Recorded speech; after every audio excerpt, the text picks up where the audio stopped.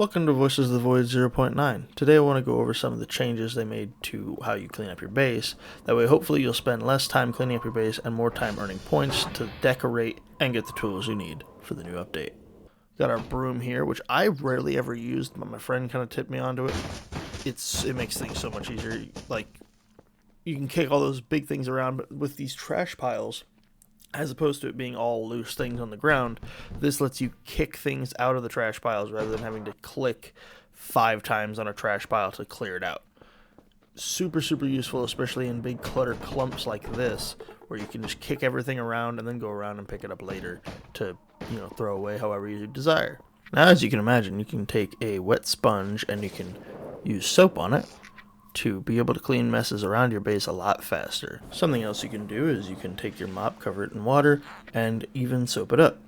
But however, if you drop the mop, it then loses its soapiness. I think that's probably a glitch that's going to be fixed later down the line, but in this unstable version, it's going to be a bit of a problem. So if you happen to have that issue in your game, you're wondering why your mop isn't working very well, it's just because you probably dropped it. A new thing as well is that you can take your soap and you can use it on a bucket full of water. And then rather than having to click on the soap itself each time, you now have a bucket with all the uses of that soap. Another glitch I've noticed in the game as well is that the mop, when it's used on the soapy water bucket, it doesn't seem to actually have the same cleaning effect. It seems to just be a normal mop without any of the soap.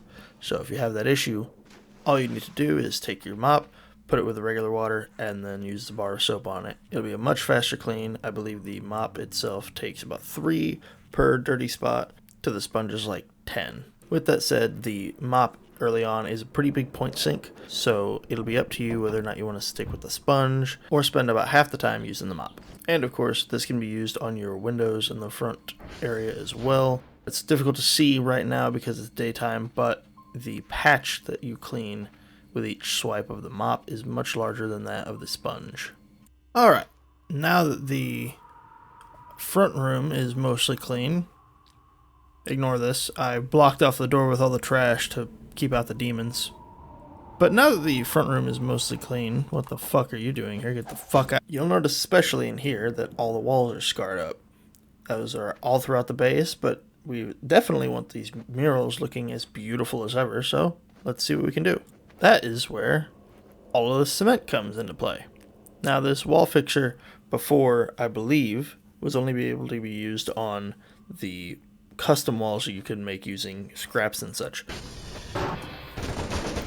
Take your bucket and fill it with water like you do. Set the bucket down. Take your cement. Boom. Concrete bucket.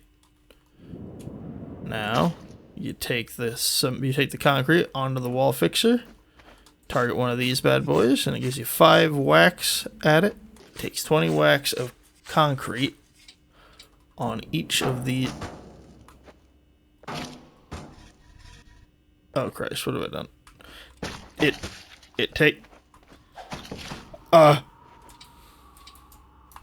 No concrete, guys, no concrete. This wasn't supposed to be this way. It takes 20 whacks of concrete on the wall in order to get them fixed.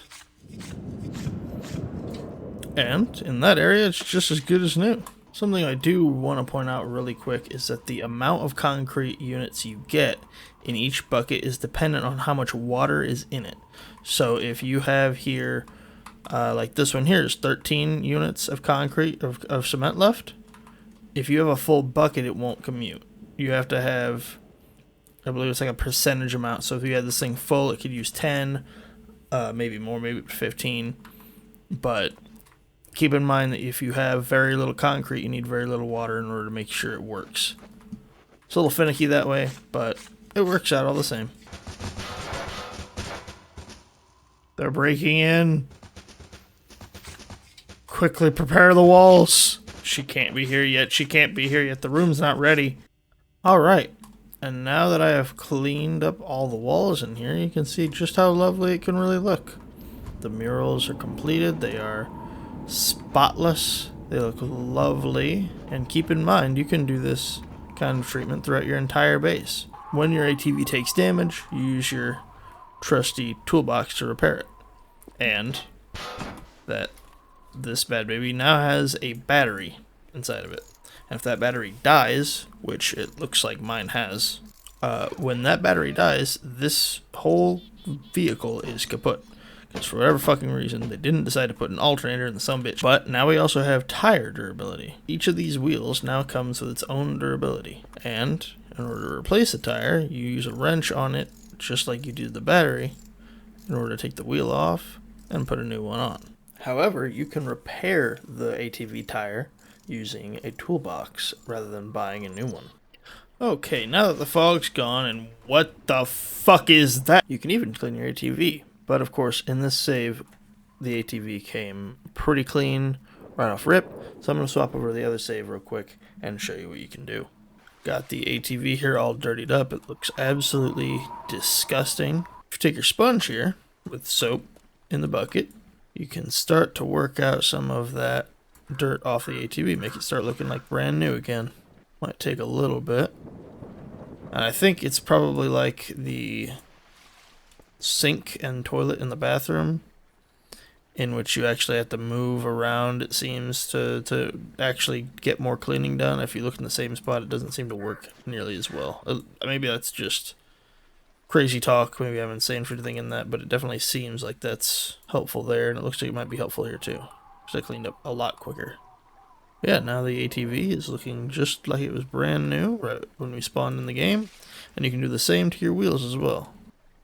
And with that, everything's all set, looking just as pretty as you can make it. And with that, I think that concludes all the new hygiene things in Voice of the Void 0.9. I hope this tutorial has helped you guys be less slobs, and oh god, no. No, I need more time. You can't do this to me!